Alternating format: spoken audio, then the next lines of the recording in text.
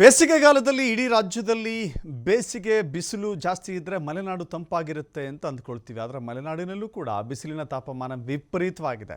ತಂಪು ಪಾನೀಯಗಳತ್ತ ಮುಖ ಮಾಡಿದ್ದಾರೆ ಜನ. ಹಣ್ಣು, ಎಳನೀರು, ಕಬ್ಬಿನ ಜ್ಯೂಸ್ ಮೊರೆ ಹೋಗಿದ್ದಾರೆ ಜನ. ಬಿಸಿಲಿನಿಂದ ತಪ್ಪಿಸಿಕೊಳ್ಳಲಿಕ್ಕೆ ಮಲೆನಾಡಿನ ಜನ ಕೂಡ ಸೋಸಿ ಹೋಗಿದ್ದಾರೆ. ಮಲೆನಾಡಿನಲ್ಲೂ ಕೂಡ ಅತಿ ಹೆಚ್ಚಾಗಿ ಈ ಬಾರಿ ಮಳೆಯೂ ಹೆಚ್ಚು, ಚಳಿಯೂ ಹೆಚ್ಚು, ಜೊತೆಗೆ ತಾಪಮಾನವೂ ಹೆಚ್ಚು. ನೋಡ್ತಾ ಇದ್ದೀರಿ, ಮಲೆನಾಡು ಭಾಗವನ್ನು ಕೂಡ ಬಿಡದೆ ಈ ಬೇಸಿಗೆಯ ಬಿಸಿಲು ಜನರನ್ನು ಕಾಡ್ತಾ ಇದೆ.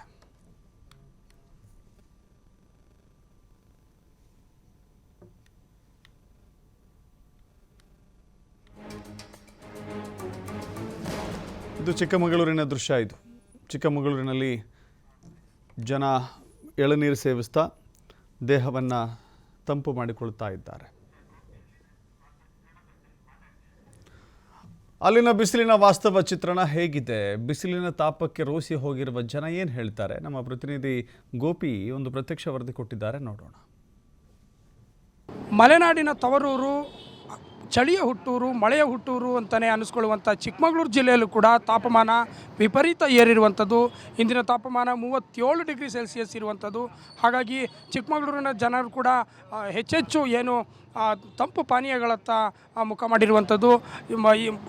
ಬೇಸಿಗೆ ಹೆಚ್ಚಿನ ತಾಪಮಾನ ಇರೋದರಿಂದ ಏನು ಎಳನೀರಾಗಿರ್ಬೋದು, ಕಬ್ಬಿನ ರಸ ಆಗಿರ್ಬೋದು, ಕಬ್ಬಿನ ಹಾಲು ಆಗಿರ್ಬೋದು, ಇದಕ್ಕೆ ಮೊರೆ ಹೋಗಿರುವಂಥದ್ದು. ನಾವು ಚಿಕ್ಕಮಗಳೂರಿನ ಆಜಾದ್ ಪಾರ್ಕ್ ವೃತ್ತದಲ್ಲಿದ್ದೀವಿ.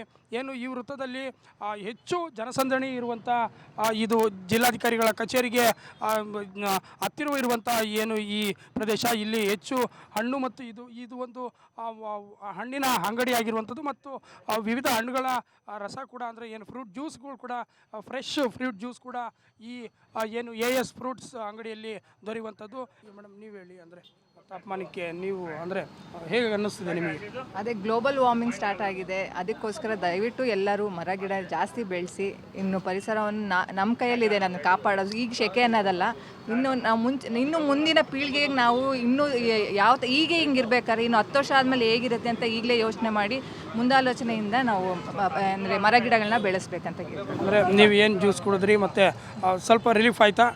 ಖಂಡಿತ. ವಾಟರ್ಮೆಲನ್ ಜ್ಯೂಸ್ ಕುಡಿದೆ, ಸ್ವಲ್ಪ ಸಮಾಧಾನ ಆಗಿದೆ. ಇದೇನು ಜಾಸ್ತಿ ಟೈಮ್ ಅಲ್ಲ, ಇನ್ನೊಂದು ಅರ್ಧ ಗಂಟೆ ಒಳಗೆ ಮತ್ತೆ ಬಾಯಾರಿಕೆ ಆಗುತ್ತೆ.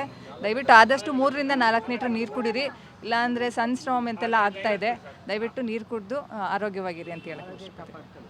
ಓಕೆ, ಇದು ಸಾರ್ವಜನಿಕರ ಮಾತಾಗಿರುವಂಥದ್ದು. ಏನು ಬಿಸಿಲಿನ ತಾಪಮಾನದಿಂದ ತಪ್ಪಿಸ್ಕೊಳ್ಳೋದಕ್ಕೆ ಜನ ನಾನಾ ರೀತಿಯಲ್ಲಿ ಏನು ಅಂಗಡಿಗಳಲ್ಲಿ ಖರೀದಿ ಮಾಡ್ತಾ ಇರುವಂಥದ್ದು, ಫ್ರೂಟ್ಗಳ ಖರೀದಿ ಮಾಡುವಂಥದ್ದಾಗಿರ್ಬೋದು ಮತ್ತು ಇಲ್ಲೇ ಫ್ರೂಟ್ ಜ್ಯೂಸ್ಗಳನ್ನು ಕುಡಿದು ಕೂಡ ಏನು ತಾಪಮಾನಕ್ಕೆ ದಣಿವನ್ನು ಆರಿಸ್ಕೊಳ್ಳೋದಕ್ಕೆ ಪ್ರಯತ್ನವನ್ನು ಮಾಡ್ತಾ ಇರುವಂಥದ್ದು. ಕ್ಯಾಮ್ರಾಮನ್ ಪವನ್ ಶೆಟ್ಟಿ ಜೊತೆ NK ಗೋಪಿ, TV5 ಕನ್ನಡ, ಚಿಕ್ಕಮಗಳೂರು.